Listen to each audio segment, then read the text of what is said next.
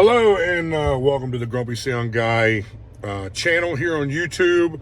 I am responding to a follower's request to talk about mixing audio from the stage. So like if you're in a band that can't afford to hire a sound guy or something of that nature, or your band just hasn't grown to that point where you're playing clubs that have in-house sound, so you're forced to have to run sound from the stage for your own band. That's kind of what the scenario we're talking about here. Before we get too deep into the subject, please subscribe to this channel. The channel's on fire right now. We're finally starting to, get this content in front of some people who really want to support this kind of content and that sort of thing. So thank you. Please subscribe. Please share the videos with the people that you know can benefit from this kind of information. Today is actually Monday, and I am off on Mondays, so I'm kind of in bum mode today. She just got to deal with the muscle shirt and my relaxed mode here today, but I had promised I would put up a separate video for this, so here we are. So diving in, there's no real easy way to tackle this subject without having the conversation that less is more in this scenario. I played in several bands where I'm a drummer, where I had to play drums and run sound. And most of the clubs that we were playing in those early days, before we got a guy out front, was probably clubs that would peak out at about, 200 or 300 people at the most. They were small clubs, and I mean, that's packed.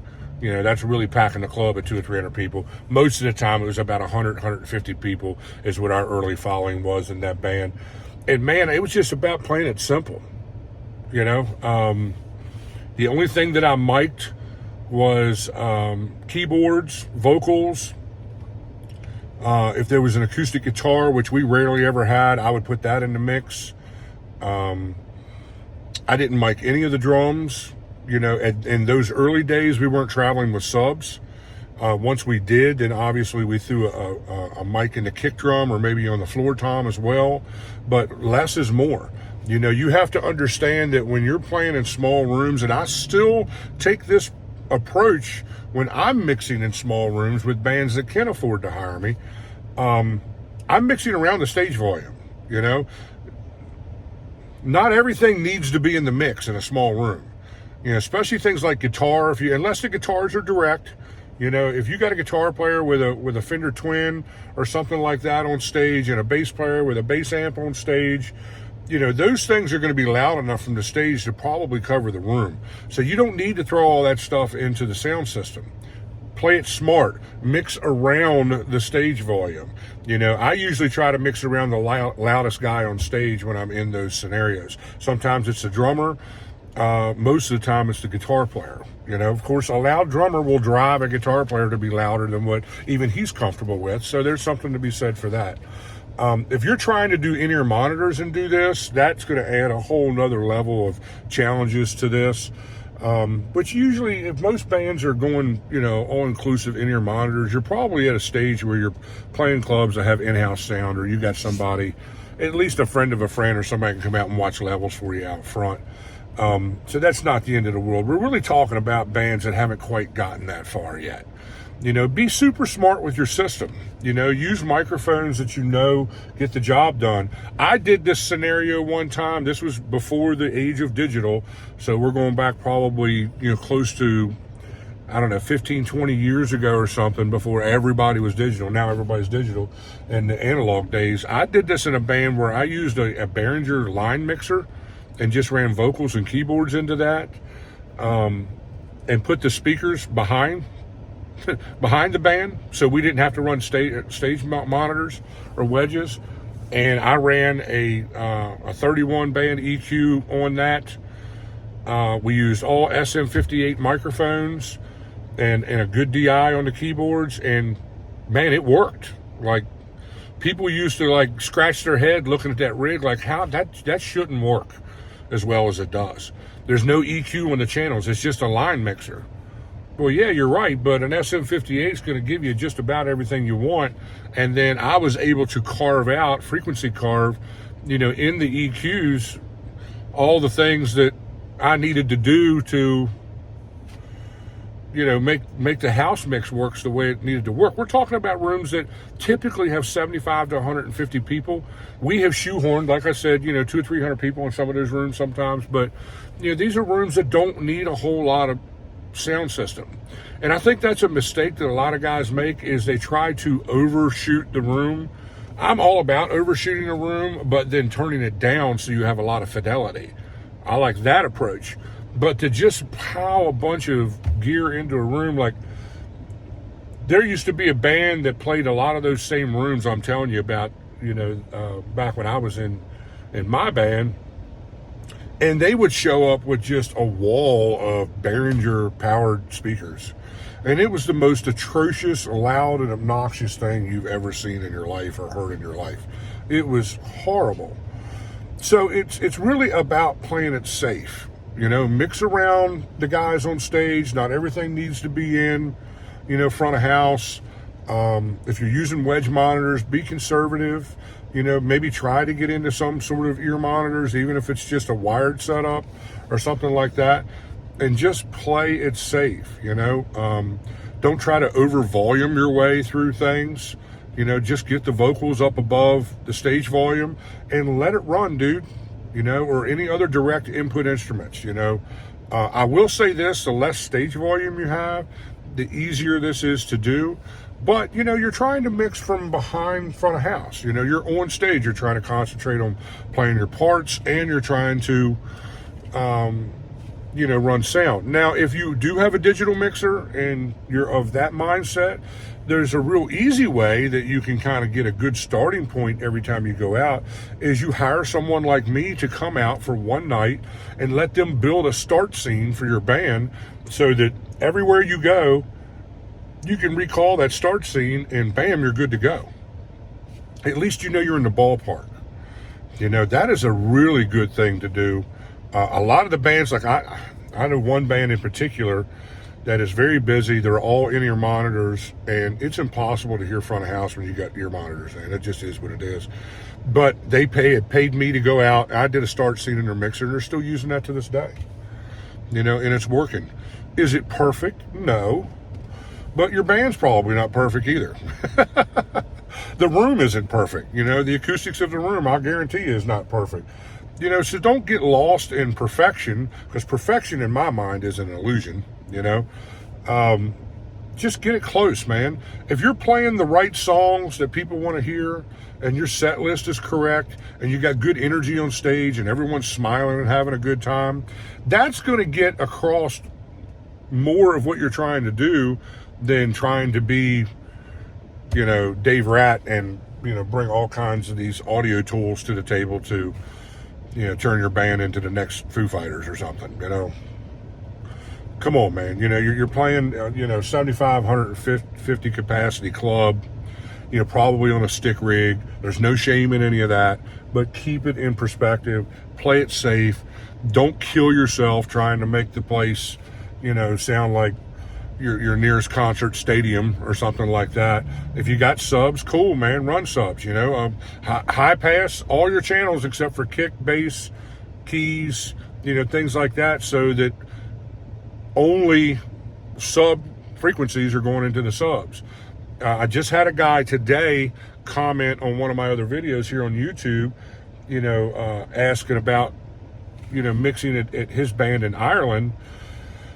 And he said that he's running left, right into his subs and then into his tops. Well, unless those are powered speakers that have internal crossovers on them, which may be the case because he didn't specify, you're going to need a crossover or a system processor of some kind there.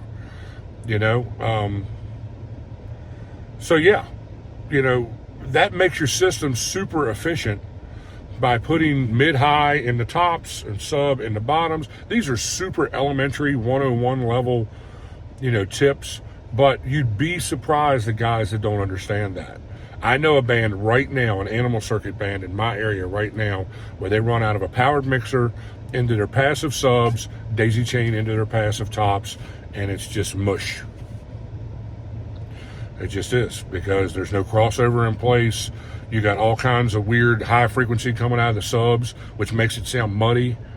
And then, his mixer really doesn't have the correct power ratings for the ohms that he's running in that scenario. So he's not getting a whole bunch of power out of his powered mixer. There's just a lot of things he could be doing better to make that system much more efficient. But, the guy's doing what he does. He doesn't know any better. He doesn't have a budget for anything else. His band's, packing the animal clubs, and they're playing the right music, and people love it. I'm the only guy standing in the room saying, this sounds like dog water, dude. This is not good. No one else cares. People are on the dance floor dancing. Everybody's doing their thing. I say this all the time on this channel, man. You guys got to put it in perspective, man. You got to adjust your expectations of what your band's going to be.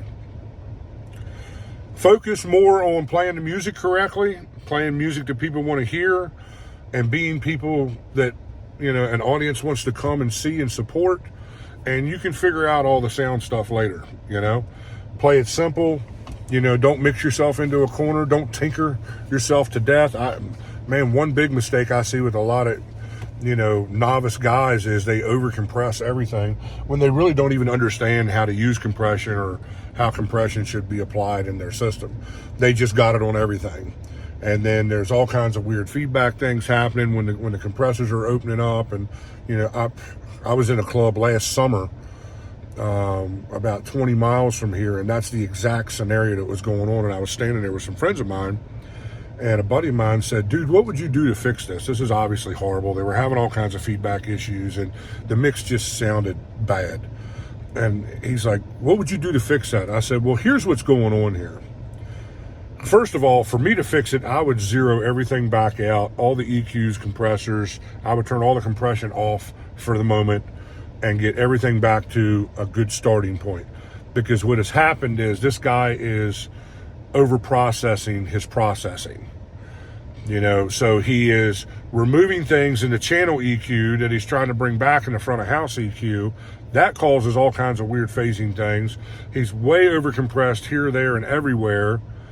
And then when the compressors slowly open up, well, then you have a mic with full gain at that point because no one's talking into it. It wants to try and feed back. The guy did not have an ear for frequency. He didn't understand how to find the frequencies that were feeding back and pull them out of the EQ. And then if he was just bringing it back at another EQ someplace else in the mix. He was using a digital mixer, and this has been the Achilles heel of digital mixing, is just because you have all the buzzers and whistles that you could ever dream of on every single channel doesn't mean that you use all that stuff on every single channel. And you can go back into my archives, guys, and see tons of videos of me talking about that kind of stuff. It's like just because you have gates, compression, EQ, and, 4 different, slots of effects and everything, you don't have to use all that stuff. Less is always more. I'll take a system that just has proper gain structure and proper EQing over a system that's got 1,000 buzzers and whistles and a wave rack and, all this other crazy stuff going on any day of the week. Because all you're doing is overcomplicating the mix. And when you're trying to mix your band from the stage, you don't need any of that jazz. None. Like if I was going to mix a band from the stage right now, I would do exactly what I opened the video with. Keep it simple, only mic the things that I think need to be mic'd. I am running subs on all my systems, so I would have a kick drum mic, maybe a floor tom mic. I would not mic the snare or the rack toms or the cymbals. There'd be no overheads, none of that kind of stuff. I wouldn't mic any of the guitar players that have guitar amps in the room, because they're always too damn loud anyways. Same thing with the bass guitar, just mainly hammered vocals and whatever direct input instruments I have, i.e. an acoustic guitar or keyboards. So yeah, I mean, if you have like a sax in the band or something, I'd probably throw them in there as well. If you got a horn. If it's a trumpet, I probably would not, because trumpets tend to be loud. It just depends on how loud your stage volume is. Everything is relative. When I get asked these questions, I feel like a lot of people want me to just point to 1 or 2 things that's going to solve all their problems, when success in mixing is always in the details. It's always 100 little things that you do that makes the overall program sound correct. It's not 1 or 2 little mix tricks that are going to solve all your problems. What makes a good mix honestly, regardless of the gear, is the guy standing out front who's got an ear for frequency, an ear for compression, understands proper gain structure, understands how to mix in a room, a different room every night, where the acoustics change from night after night after night. Someone who can hear the reflections in the room and adjust the system accordingly. Because, I mean, really, you're just shooting to try and, flatten out what the room has already given you. I go into some, especially some of these smaller rooms, man, and they'll have naturally reverberating frequencies just in the room. When I find that frequency, I cut it out of the house EQ. At least suppress it, 4 or 6 dB or something like that. I mean, that's your whole goal, as a sound engineer. So without that guy out front, it's never going to be as good as it can be. But it can be pretty good from the stage. It really can. It can be pretty good. If you're a guy that plays it safe and you're a guy that's not mixing himself into a corner and tinkers everything to death, man, you can have a lot of success that way. I know bands that have got decades under their belt, and they've mixed corporate bands, and they've mixed themselves from the stage for decades. But they'll have a guy like me, come out every 6 months and kind of, update their start scene. If there's been band members change or gear equipment changes or things like that, or we've had to change some things out in the front of house setup, they'll have me come back out and reset things. And, they pay for a sound guy 2 or 3 times a year instead of every gig. Now, again, I've been to some of their gigs where the mix was a little wonky, but no one was complaining. It didn't keep people off the dance floor. So, I mean, that's really the best advice I can give you. I hope that helps you. There's 1,000 rabbit holes we can go down in this conversation about effects, EQing, compression, all that kind of stuff. But man, really, the less you process, the better it's going to sound. If you got it at the source, you don't have to recreate or manufacture it in the system. That's the thing about all this, okay? You can't fix everything in the mix. If a person's singing out of key, it's going to sound like they're singing out of key. I had this argument with a bar owner not long ago who thinks he's a sound engineer on his live feed, where he was complaining that he thought that the guitar sounded like it was in another room, which, what the hell does that even mean? I go up with the headphones and listen to the mix and everything. I'm like, dude, that's what that guitar sounds like coming out of his amp. Go over there and stand in front of it. I don't know what you're talking about. We are sound reinforcement, not sound recreation. You know what I'm saying? So it's super important that we keep those things in their proper place and, try to make the best of these challenging situations. You're too much, bro. That's what I see more than anything else. People are just too much compression, too much, negative EQing, too much lack of, proper gain structure. Got the wrong front of house boxes for the room that they're in. The drummer has no concept of how to play to the room. He's playing too damn loud. Everybody's fighting for, to be the loudest guy on stage. Dude, those are all the things that cause you more problems than any of this other stuff. Check your ego at the door, dude. You're playing in a cover band in a local sports club, okay? Or at your city park. You're not the Foo Fighters. You're not playing your local stadium. Adjust your expectations. Adjust your mindset to how these things work. I hope that helps.